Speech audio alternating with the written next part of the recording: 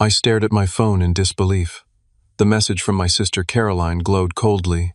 "Just so you know, you're not invited to the wedding. It's a classy event." Below it, my mother had responded with a laughing emoji. No words, just digital laughter at my exclusion. My chest tightened as I read it again. For 8 years, I'd financially supported them both.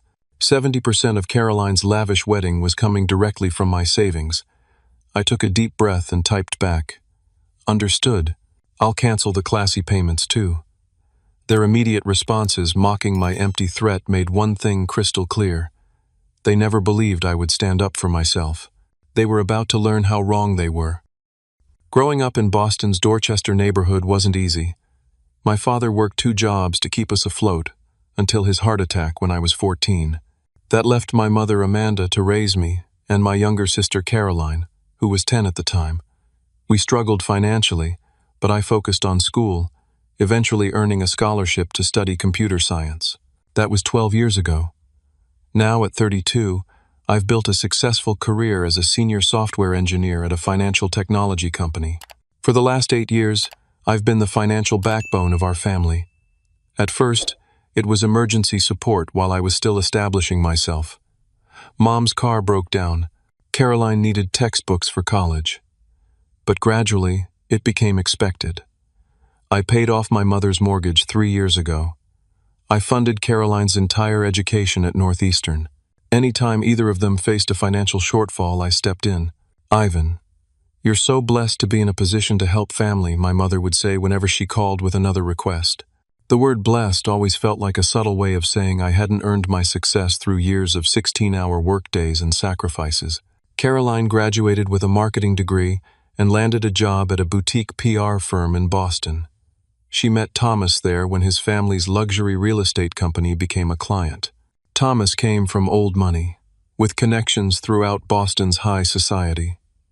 Within 6 months, they were engaged.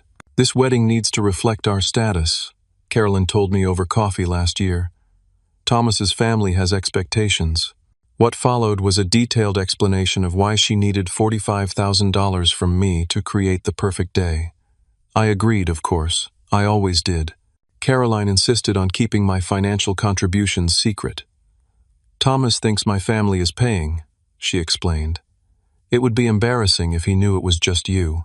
His parents would think we're, poor." I supplied. She winced. "Just not their kind of people." I signed the checks anyway. The venue deposit, the designer dress, the premium catering, the exclusive photographer, the wedding planner, whose clients included minor celebrities. Every month, more invoices arrived, and I paid them without complaint. Then came the text notification that the next installment for the wedding venue was due. I opened my banking app to transfer the funds when the message from Caroline arrived. "Just so you know, you're not invited to the wedding. It's a classy event." I sat in my apartment, the same modest 2-bedroom I'd had for years. Despite my income, I lived simply, saving and investing rather than spending on luxuries. My sister had mocked my furniture and decor whenever she visited, which became increasingly rare as her relationship with Thomas progressed. That evening, after receiving the text, I was scrolling through Instagram when I saw a post from a mutual friend who was apparently part of Caroline's bridal party. The caption read, "Final dress fittings for the Hartwell wedding. Can't wait to celebrate these 2 amazing people. Boston Society wedding." In the comments, someone had asked, "Will your brother be walking you down the aisle?" Caroline's response sent ice through my veins. "God, no.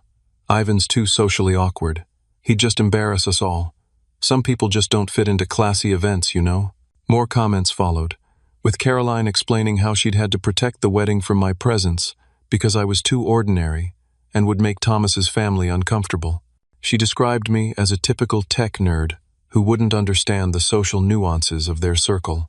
I sat back, stunned. For years I'd attributed Caroline's treatment of me to thoughtlessness, to being caught up in her own life. This was different. This was deliberate cruelty, a public rejection and mockery of the very person funding her dream wedding. I closed the app and stared out my window at the Boston skyline. 8 years of financial support, 8 years of being there whenever they called. 8 years of being the reliable one, the responsible one, the one who sacrificed. And this was my reward. Exclusion, mockery, being treated as an embarrassment. I looked back at my phone and typed my response to her text. Understood. I'll cancel the classy payments, too.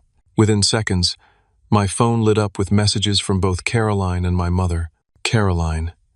Very funny. You wouldn't dare. Mom. Stop being dramatic, Ivan. This is Caroline's special day. Caroline. You're just proving why you don't belong there. Mom. You know how important this is for our family's standing. Our family's standing. Not my standing, apparently. I turned off my phone, and for the first time in 8 years, I didn't immediately give in to their demands. The next morning, I turned my phone back on to find 15 missed calls and 37 messages. I ignored them all and headed to work. By lunch, my mother was calling the office. Ivan, you need to stop this nonsense, she said when I finally answered. Stop what, Mom? I just acknowledged Caroline's wishes. She doesn't want me at her wedding. You're being too sensitive. You know you wouldn't fit in with Thomas's family. They're sophisticated people, and I'm not. It wasn't a question. Honey, you know what I mean. You work with computers all day. You don't understand these social situations. I understand enough to know that laughing at your son being excluded isn't normal. It was just an emoji. Good Lord, when did you become so dramatic? This isn't about you. You're right. It's about the $45,000 I've put toward a wedding I'm not welcome to attend. Silence fell on the other end of the line. We've always known you'd help with the wedding, she finally said. You're established. Caroline's just starting out. I've been just starting out for my entire adult life, according to you. When exactly do I get to enjoy the fruits of my labor? Is that what this is about? Money? How petty, Ivan. The conversation continued in this vein until I finally ended the call. Throughout the day, more messages arrived from Caroline, alternating between dismissive and concerned. You can't actually be serious. The venue needs payment by Friday. Mom says you're being difficult. You're not really going to ruin my wedding over this, right? I didn't respond to any of them. That evening, I sat in my living room and thought about our family history. When we were children, Caroline was always the favored one. She got new clothes while I got hand-me-downs. She got ballet lessons while I was told sports were too expensive. She got a sweet 16 party while my 16th birthday passed with just a store-bought cake. I'd always attributed it to her being the youngest, or to her being a girl, or to a dozen other excuses I made to myself. Now, I wondered if there was a simpler explanation. They valued her more than me. A memory surfaced from when I was 17. I'd been accepted to several colleges but couldn't afford any of them without significant scholarships. I'd shown my mother an acceptance letter from MIT with a partial scholarship. That's nice, honey, she'd said, barely looking at it. Then she'd turned to Caroline, who was showing off an A on a middle school English paper. Look at this. My brilliant girl. We should frame this. I called Caroline the next day. Finally, she answered. Have you come to your senses? I want to understand something, I said. Why am I not invited to your wedding? I told you. It's a classy event, and I'm not classy. She sighed dramatically. Ivan, you're my brother and I love you, but let's be real. You don't exactly fit the vibe we're going for. Thomas's family is connected to everyone who matters in Boston. His mother is on the board of the Museum of Fine Arts. His father plays golf with the governor. And what does that have to do with me? You live in that same dumpy apartment. You wear the same boring clothes. You talk about coding and investments. You're just ordinary. Ordinary, I repeated. The same ordinary that paid for your education. The same ordinary that's funding 70% of your wedding. That's different, she snapped. Family helps family. That's what you're supposed to do. Is excluding family also what you're supposed to do? Look, Thomas's parents don't even know about you, okay? I told them I'm an only child. It would be weird to suddenly produce a brother they've never heard of. The revelation hit me like a physical blow. You told them you're an only child? It was easier that way. They kept asking about my family background, and it's not exactly impressive to say my brother's a computer nerd who paid for my college. I see. I kept my voice steady despite the hurt coursing through me. So I'm good enough to fund your life, but not good enough to acknowledge publicly. Don't be so dramatic. It's just easier this way. After hanging up, I scrolled through social media again and found photos from their engagement party 6 months ago, an event I hadn't known about. In several pictures, my mother posed proudly beside Caroline, wearing a designer dress I recognized because I had paid for it. "How does it look?" Mom had asked when she sent me the link to the $3,000 dress. Caroline says I need to look the part for wedding events. I had transferred the money that same day, believing I was helping my mother feel confident at my sister's wedding, a wedding I now knew I was never meant to attend. My best friend Marcus called that evening. We'd been friends since college, and he was one of the few people who understood my family dynamics. "Your mother called me," he said. "She wanted me to talk some sense into you." "And what sense would that be?"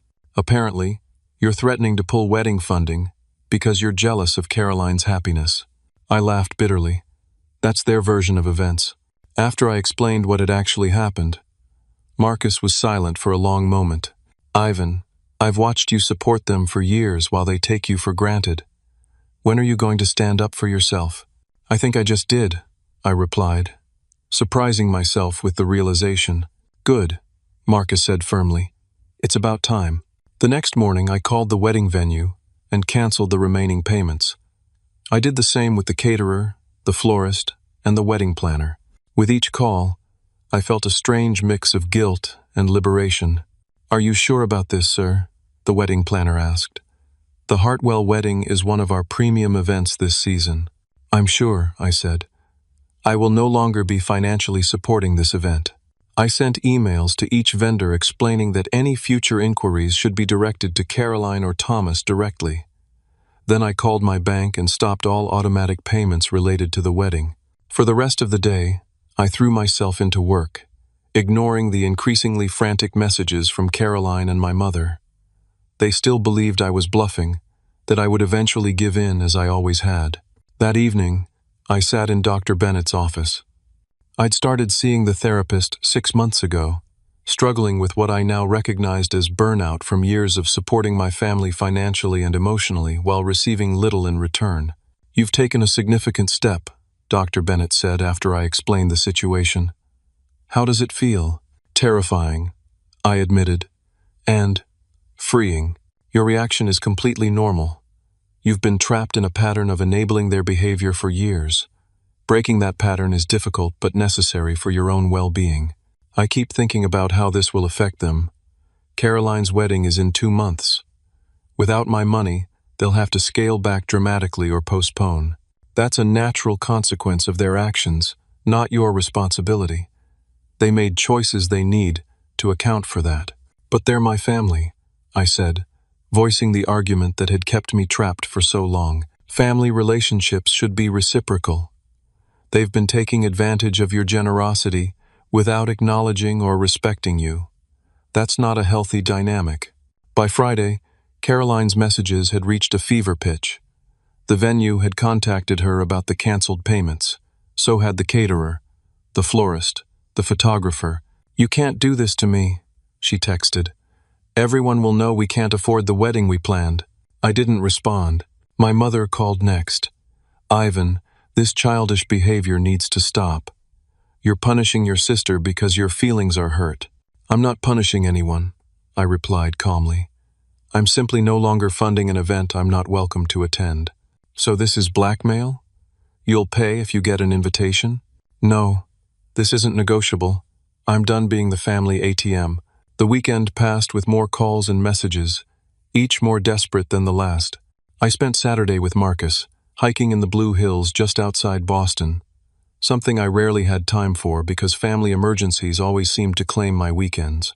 "They'll figure it out," Marcus assured me. "Caroline's fiancé is loaded, right? His family can cover the costs." "That would mean admitting she lied about who was paying," I pointed out. "Then that's her problem to solve." Sunday evening, I met my colleague Sarah for coffee. We'd become friends over the past year, bonding over shared interests in hiking and photography. Unlike most people in my life, Sarah knew very little about my family dynamics. "You seem different," she observed. "More relaxed." I found myself telling her the whole story. Sarah listened without interrupting, her expression growing increasingly concerned. "Ivan, what you're describing sounds like emotional abuse," she said when I finished. "They've been exploiting your generosity and manipulating you with guilt." "That seems extreme," I said, uncomfortable with the terminology. "Is it?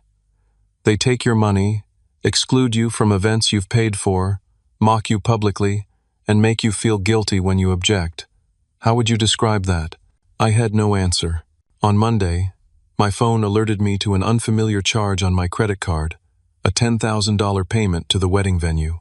I immediately called the bank and discovered Caroline had used my credit card information, which she had from previous wedding payments I'd authorized her to make. "This is fraud," the bank representative confirmed. "Would you like to press charges?" "No," I said after a moment's hesitation, "but I want to dispute the charge and cancel this card."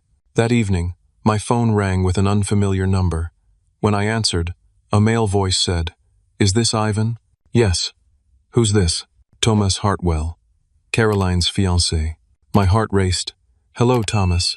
I hope you don't mind me calling. I got your number from Caroline's phone." He paused. "I just found out you exist." Thomas's call left me reeling. Not only had Caroline told his family she was an only child, but she'd also kept my existence secret from her own fiancé until financial necessity forced her hand. "I don't understand," Thomas said, his voice betraying his confusion. "How could Caroline never mention having a brother? We've been together for almost 2 years. "I'm as surprised as you are," I replied truthfully, "though perhaps I shouldn't be. She says you're threatening to ruin our wedding because you're jealous. Is that true?" I took a deep breath. "No, I've been paying for most of the wedding. When Caroline told me I wasn't invited because it's a classy event and I wouldn't fit in, I stopped making payments." Silence fell on the other end of the line. "You've been paying for our wedding?" Thomas finally asked. "Caroline told me her family was covering it as a gift." Her family meaning me, specifically. "I've put in $45,000 so far." $45,000. Thomas trailed off. "I had no idea. My parents have been contributing too. Caroline said it was a joint effort between our families." "Well, that's partly true, just not the families she implied." We spoke for another 10 minutes, with Thomas asking increasingly pointed questions about Caroline's other potential deceptions. I kept my answers factual and unemotional, though it was difficult. "I think we need to meet in person," Thomas said finally. "Would that be possible?" We arranged to meet for lunch the following day. After hanging up, I sat in my apartment, processing this new development. Part of me felt vindicated that the truth was finally coming out. Another part felt a deep sadness that things had reached this point. My doorbell rang at 11 that night. When I checked the peephole, I saw Caroline and my mother standing in the hallway. I considered not answering, but after a moment I opened the door. Finally, Caroline pushed past me into the apartment. "You've been ignoring us for days." My mother followed, giving me a quick, perfunctory hug. "We need to talk, Ivan." "It's almost midnight," I pointed out. "This couldn't wait," Caroline said. She looked terrible pale, with dark circles under her eyes. "The venue called. They're giving away our date if we don't pay by tomorrow." "That's unfortunate," I said, maintaining a neutral tone. "Unfortunate? It's a disaster. Do you have any idea how hard it was to book that place? They're reserved 2 years in advance. Then I imagine they have a waiting list of people happy to take your spot." Caroline's face flushed with anger. "You're enjoying this, aren't you? Watching everything fall apart." "No, Caroline, I'm not. But I'm also not responsible for fixing it." My mother stepped forward. "Ivan, be reasonable. Caroline has dreamed of this wedding her whole life, and I've dreamed of being valued by my family. We can't always get what we want." "Of course we value you." My mother looked offended at the suggestion. "Really? Is that why you laughed when Caroline told me I wasn't invited to her wedding? Is that why neither of you told Thomas I exist? Is that why Caroline has been publicly mocking me on social media?" "You're exaggerating," Caroline said dismissively. "Am I? You told people I'm too socially awkward and would embarrass the family.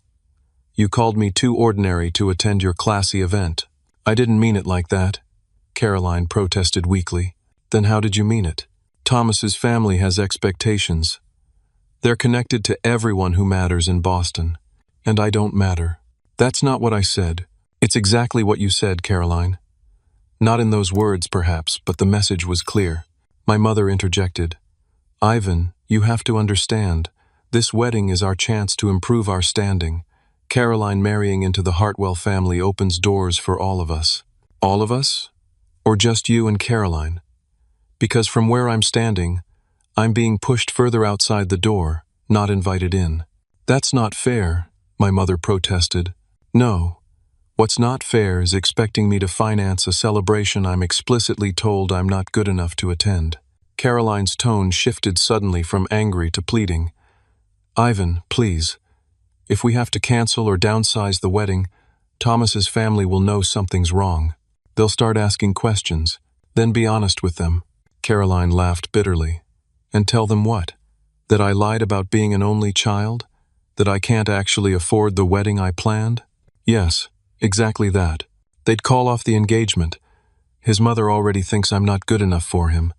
She keeps making comments about new money and asking about my pedigree like I'm a show dog. That sounds like a Thomas problem, not an Ivan problem, I said firmly. My mother's expression hardened. I always knew you were selfish, but this is beyond anything I expected from you. Selfish? I repeated, incredulous. I paid off your mortgage. I funded Caroline's entire education. I've been supporting both of you financially for 8 years. How exactly does that make me selfish? Family helps family, my mother said, echoing Caroline's earlier words.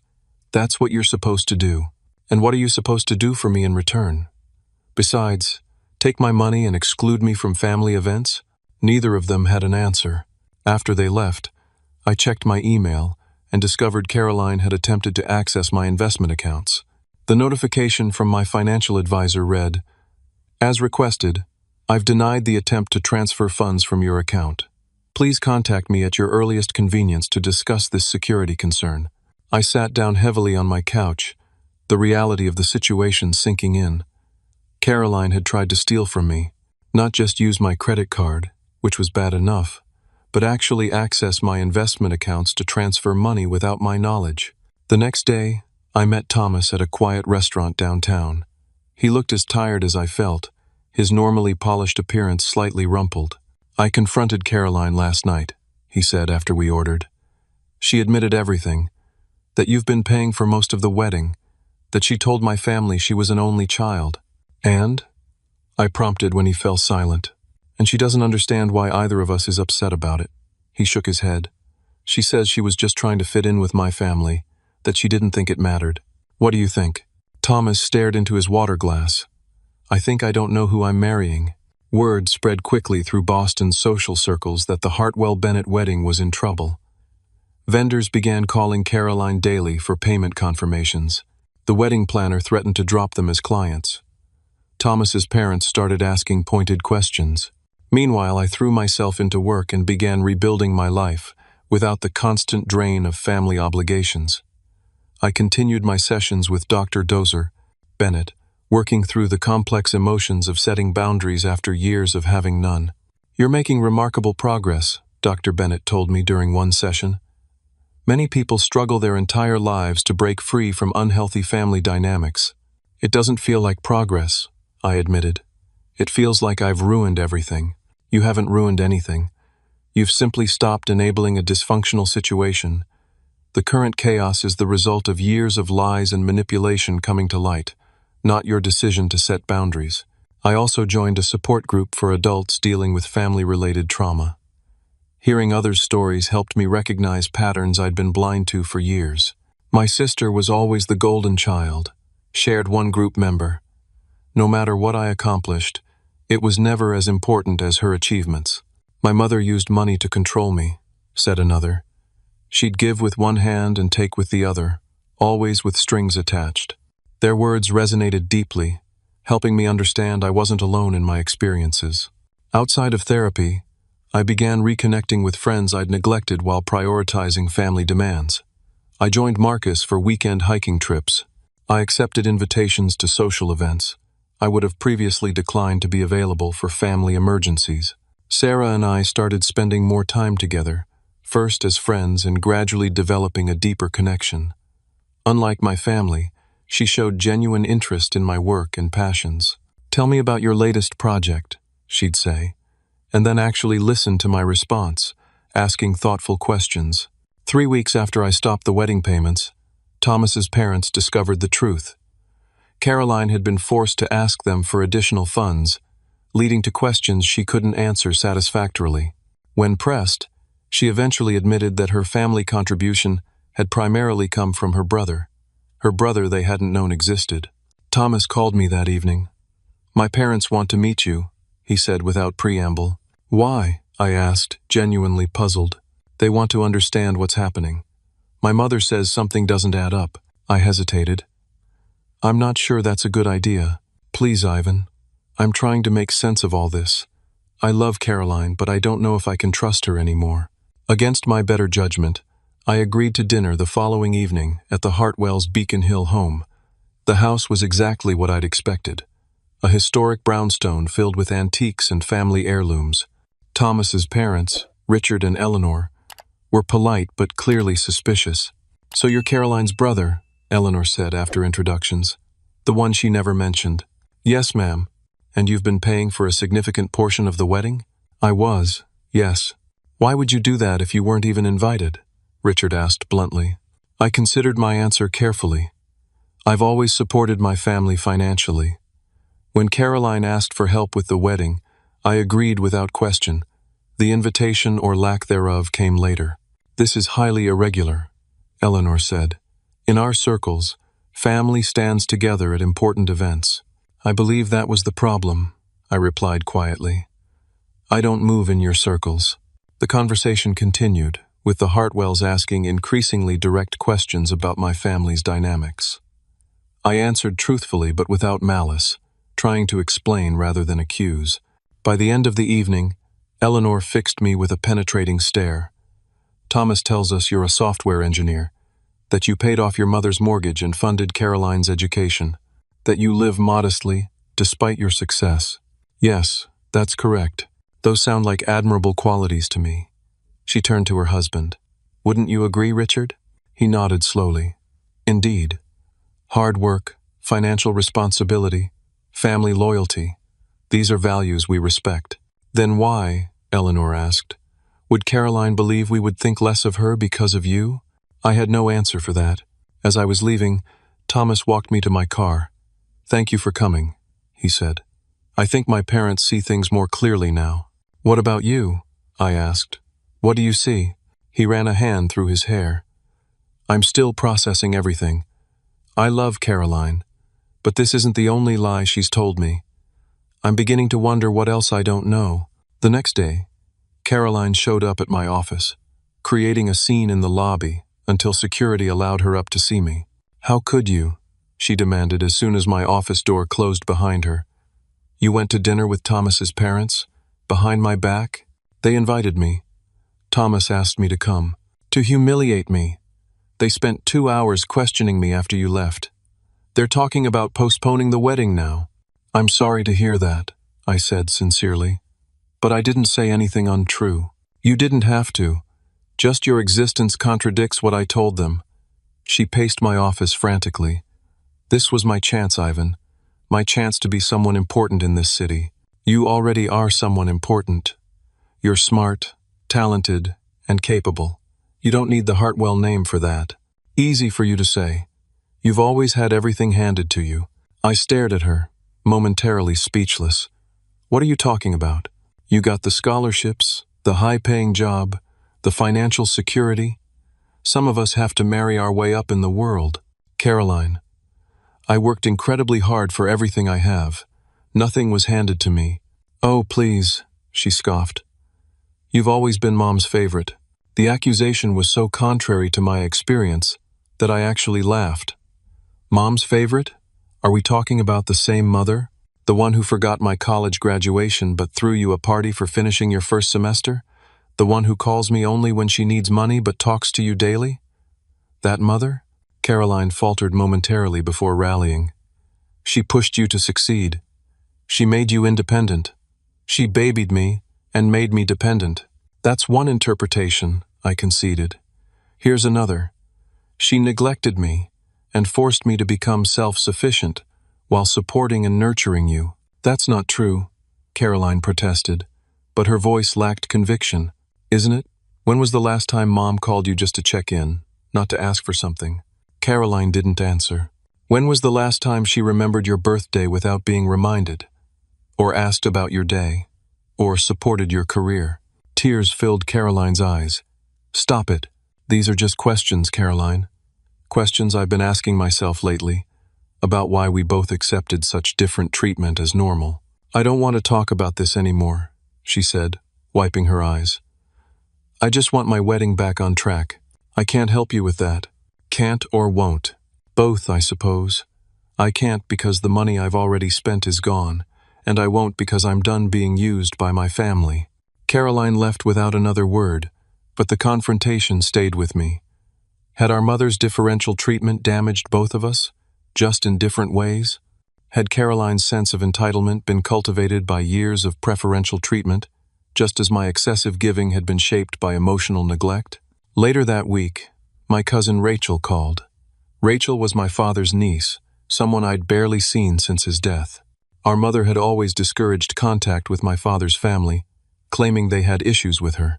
I heard about the wedding drama, Rachel said. News travels fast. Great, I sighed. Family gossip. Actually, several of us have been concerned about you for years. The way Aunt Amanda and Caroline take advantage of you isn't right. Her words startled me. You've noticed that? Everyone has noticed, Ivan. We just didn't feel it was our place to interfere. Your mom made it clear after Uncle Jack died that we weren't welcome in your lives. I never knew that, I said softly. There's a lot you probably don't know. Listen, some of us are getting together this weekend. Would you like to come? Reconnect with your father's side of the family? I agreed without hesitation. The gathering turned out to be a revelation. My father's siblings and their families welcomed me warmly, sharing stories about my dad I'd never heard, and showing me family photos I'd never seen. Your father would be so proud of the man you've become, my Uncle Robert told me, but he'd also be concerned about how you've been treated. What do you mean?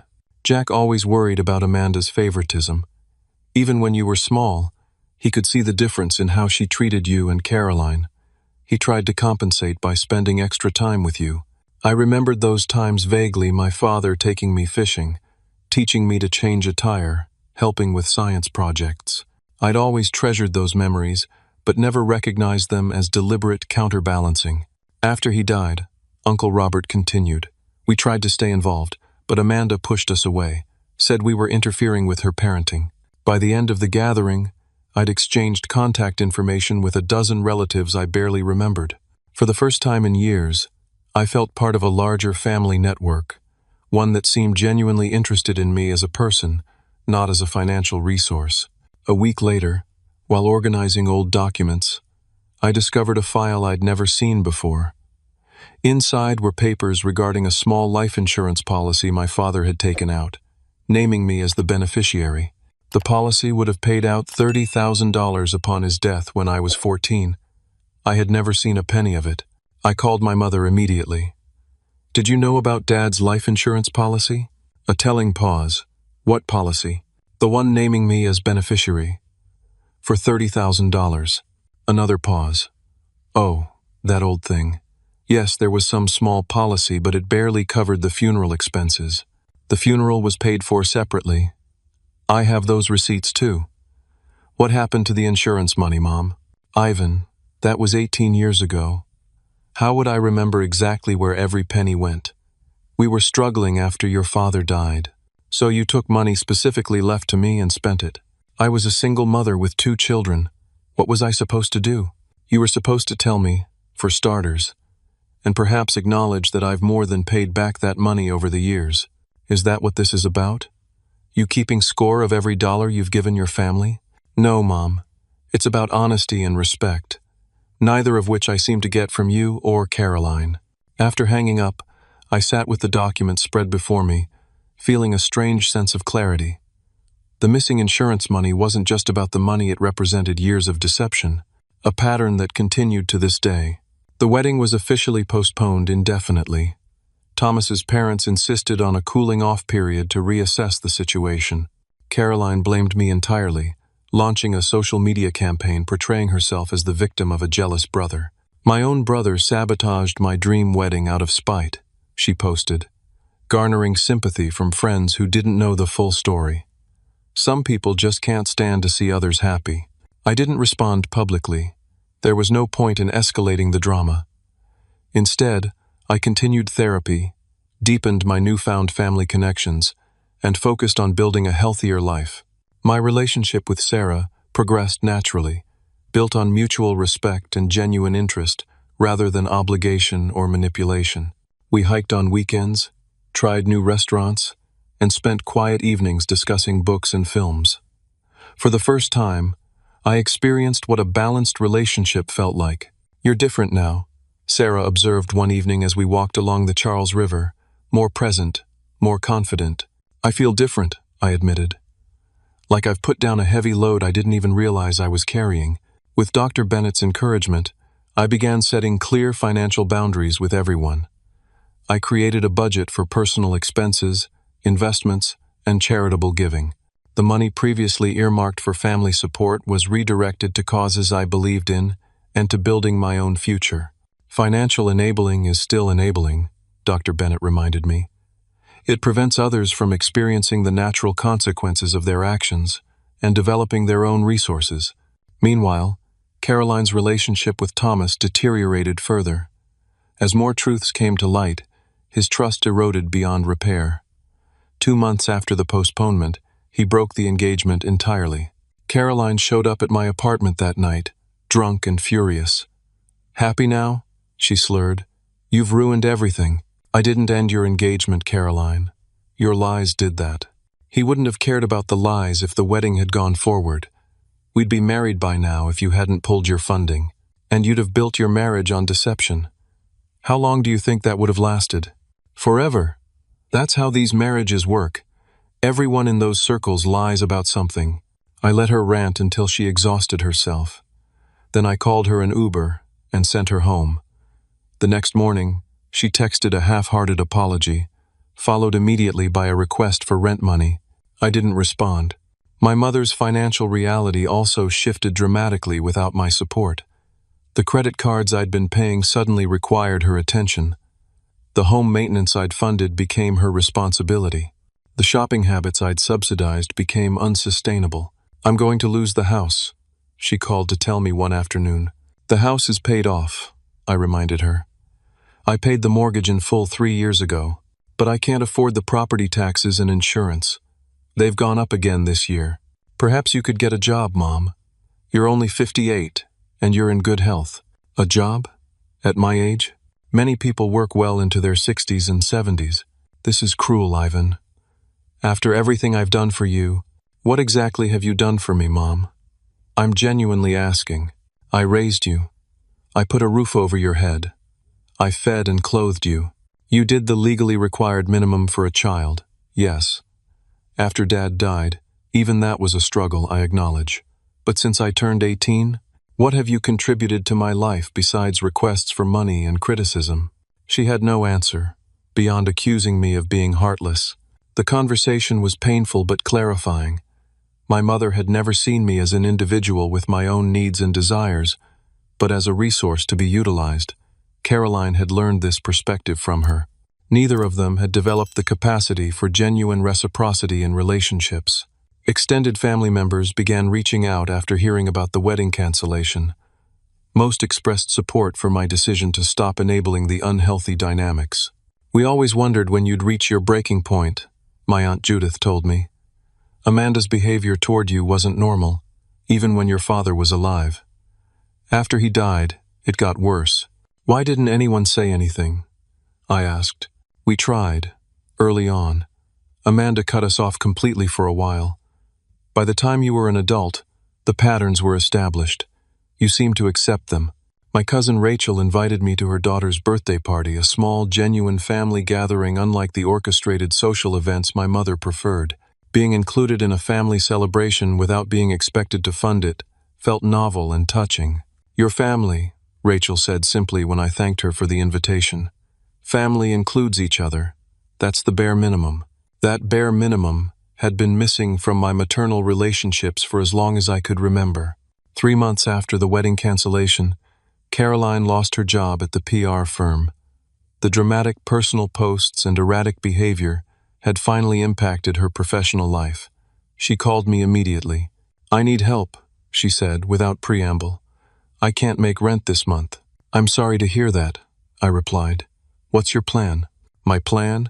You're my plan. You always help when I need money." "That's not happening anymore, Caroline. I'm happy to help you brainstorm solutions or review your resume, but I'm not giving you money." "So you'll just let me be homeless? Your own sister?" "You won't be homeless. You have options. You could move in with Mom. You could get a roommate. You could take a temporary job while looking for something in your field. You could sell some of your designer clothes and bags. Those are my things. I shouldn't have to sell my things. Then make another choice. But solving this isn't my responsibility."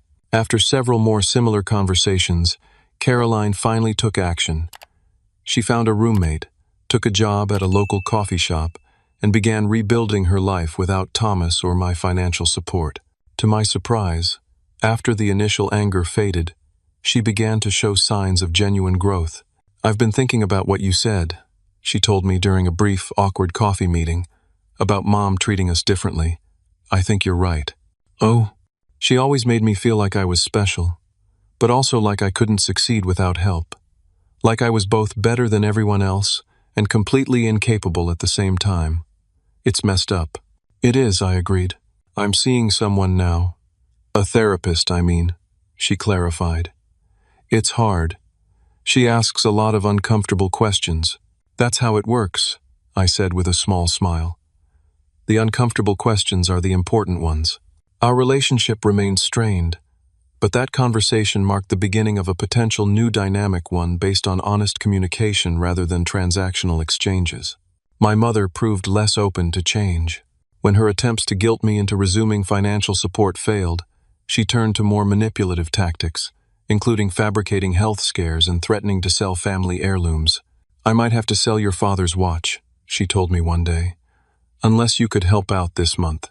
"Dad's watch is in my possession," I replied calmly. "It has been since I turned 21, when he specified I should receive it." Her tactics grew increasingly desperate as her financial situation deteriorated. Eventually, she was forced to downsize, selling the family home and moving to a small apartment. "I hope you're satisfied," she said bitterly, when I helped her move some boxes, "seeing your mother reduced to this." "I'm not satisfied or dissatisfied, Mom. I'm just no longer preventing you from experiencing the natural consequences of your choices." "Such a cold way to treat family," she muttered. "Is it? Because from where I'm standing, treating family with genuine care rather than as a means to an end seems like the warmer approach." Throughout this tumultuous period, my reconnection with my father's family proved invaluable. They provided historical context I'd been missing, sharing stories about my parents' relationship and my early childhood that helped me understand the roots of our dysfunctional dynamics. "Your mother always resented your resemblance to Jack," Uncle Robert told me during one visit. "Not just physically, but your temperament, your intelligence. After he died, I think seeing those traits in you was painful for her." "That doesn't excuse her behavior," I pointed out. "No, it doesn't. Understanding isn't the same as excusing, but it might help you process what happened and move forward without carrying that baggage." He was right. Understanding the origins of my mother's favoritism didn't make it acceptable, but it did help me release some of the hurt and confusion I'd carried since childhood. By the 6-month mark after the canceled wedding, my life had transformed in ways I hadn't imagined possible. I'd moved to a nicer apartment, one I'd chosen because I loved it, not because it was the cheapest option that allowed me to support others.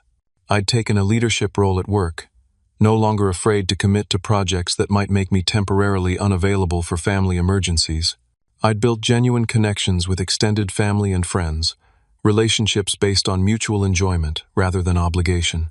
Most significantly, I'd learned to value myself not for what I could provide to others, but for who I was as a person.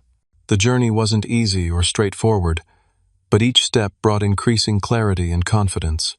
Family patterns don't change overnight, Dr. Bennett reminded me during one of our sessions. What matters is that you've broken the cycle for yourself. The rest is up to them. Autumn arrived in Boston, painting the city in vibrant reds and golds. Nearly 8 months had passed since the wedding cancellation, bringing significant changes for everyone involved. Caroline had gradually rebuilt her life on a more authentic foundation. After several months at the coffee shop, she'd secured a position at a smaller marketing firm with a more collaborative environment. Her social media presence had transformed from carefully curated perfection to honest reflections on personal growth. "I've been thinking about what happened with Thomas," she told me during one of our now monthly coffee meetings.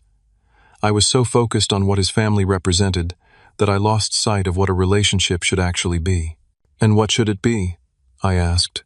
"Real, honest. Based on who we actually are, not who we're pretending to be." She stirred her coffee thoughtfully. "I don't think I ever really knew Thomas. I was too busy performing for him and his family. Our relationship remained a work in progress, but these moments of genuine connection gave me hope that something healthier might eventually emerge from the ruins of our old patterns." My mother's transformation proved more challenging. The loss of her home and lifestyle had been deeply traumatic for her, triggering both reflection and resentment. Some days, she seemed to recognize her role in our dysfunctional family dynamics. Other days, she retreated into bitterness and blame. "I did the best I could as a single mother," she said during one of our infrequent phone calls. "I believe you did what you thought was best," I replied carefully. "But that doesn't mean it was actually best for any of us, including yourself." "Such wisdom from someone who's never raised children," she said sarcastically. "I'm not claiming wisdom, Mom.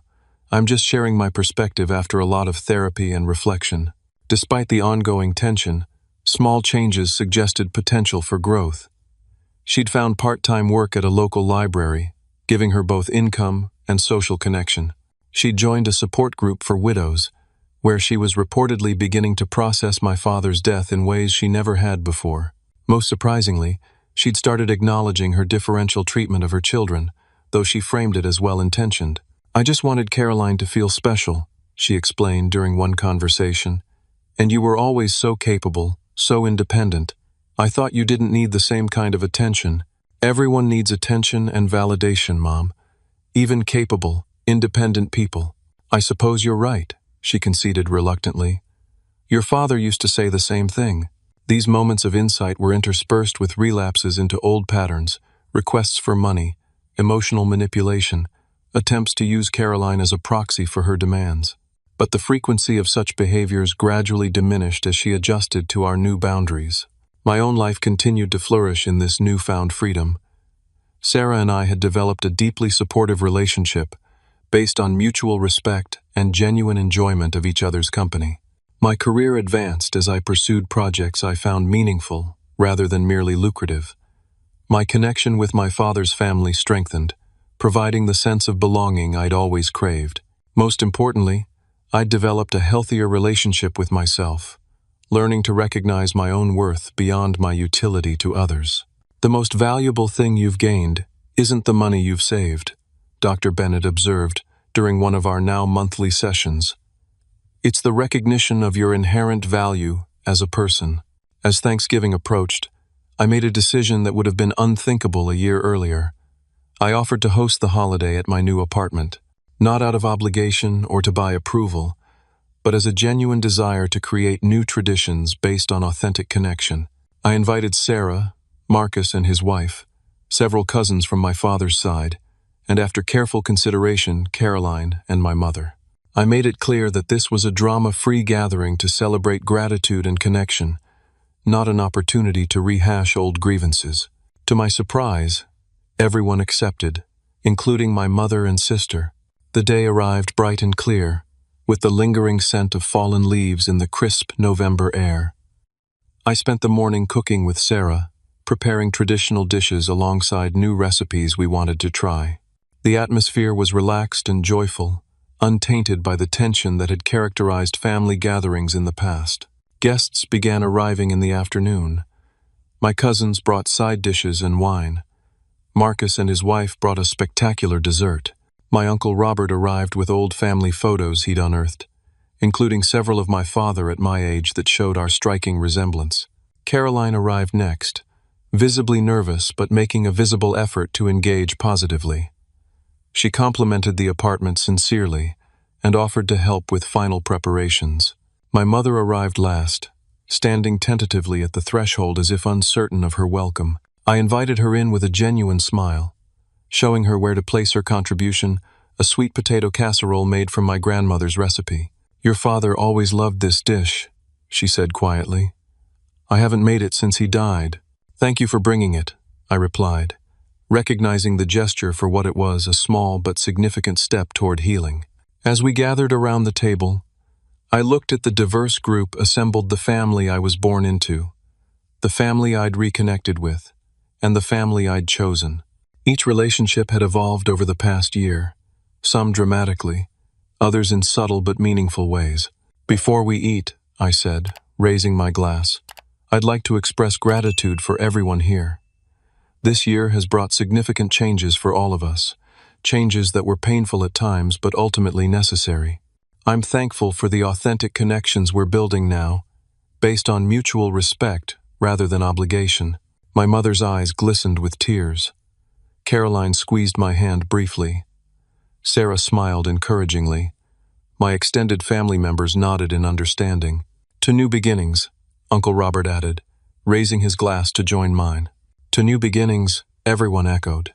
The meal that followed was unlike any family gathering I'd experienced before, filled with genuine laughter, honest conversation, and moments of both lightheartedness and depth. There were awkward moments, too, as we all navigated this new terrain, but they were handled with patience and goodwill. After dessert, as guests mingled in small groups around the apartment, Caroline approached me by the window overlooking the city skyline. "I owe you an apology," she said softly. "A real one, not the half-hearted ones I've given before." "I'm listening," I replied. "I treated you terribly, not just with the wedding, but for years before that. I took advantage of your generosity. I excluded you when it suited me. I mocked you behind your back." She took a deep breath. "I'm deeply ashamed of who I was then. Thank you for saying that. The thing is, I never really saw you, Ivan. I was so focused on what you could do for me that I never actually knew my own brother." Her voice trembled slightly. "I'd like to change that if you're willing. I'd like to know who you actually are." "I'd like that too," I said, surprised by the emotion in my own voice. Across the room, I noticed my mother watching us, a complex expression on her face. When our eyes met, she didn't look away as she might have in the past. Instead, she gave a small nod that somehow conveyed both acknowledgement of past wrongs and hope for a different future. The path forward wouldn't be smooth or straightforward. Old patterns wouldn't disappear overnight. Trust would need to be rebuilt gradually, through consistent actions rather than mere words. But for the first time, I believed genuine healing was possible not through returning to old dynamics, but through creating healthier ones based on mutual respect and authentic care. As the evening wound down and guests began to depart, I stood in my doorway, watching the gathering disperse. Sarah joined me, slipping her hand into mine. "Proud of you," she said simply. I squeezed her hand in response, feeling a profound sense of peace. The journey from doormat to self-respect had been painful and difficult, requiring me to confront not only my family's treatment of me but also my own complicity in those patterns. Yet standing here now, I wouldn't trade that journey for anything. In choosing to value myself, I'd created space for others to see and value me too for who I was, not what I could provide. Some relationships had been lost or transformed in that process. Others had deepened and flourished. What remained was more authentic and meaningful than what had come before. As I closed the door on the day's gathering, I felt a sense of closing a chapter as well. The chapter where I defined my worth through sacrifice and service to those who didn't appreciate it. The new chapter ahead was still being written, its contours not fully defined. But I would write it on my own terms, from a place of self-respect and genuine connection.